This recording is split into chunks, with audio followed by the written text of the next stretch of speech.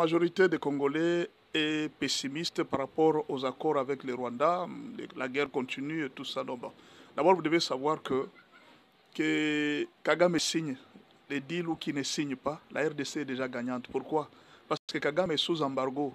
La communauté internationale attend que ces négociations passent pour qu'on applique l'embargo. Deuxièmement, la RDC a déjà gagné dans les termes que, dans la déclaration de principe, le Rwanda a déjà reconnu la souveraineté de la RDC. Ce qui fait que les frontières de la RDC sont déjà sécurisées et le projet de balkanisation de Kagame est déjà tombé dans l'eau.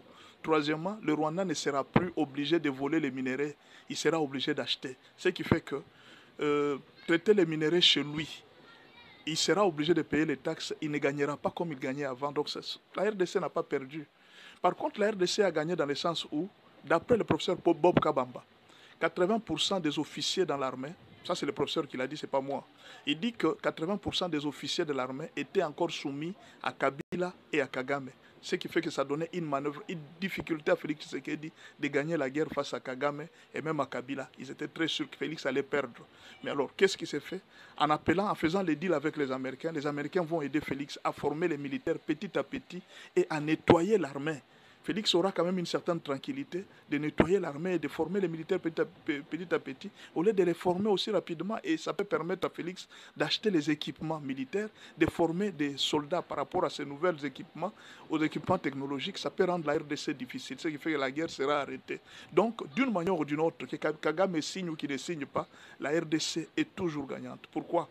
Troisième chose, après que Kagame va signer les deals, la RDC pourrait attaquer Kagame en justice. Pourquoi? Parce que Kagame a fait un aveu en allant à Qatar qu'il était le patron du M23. Il a déjà accepté, il a fait ses aveux.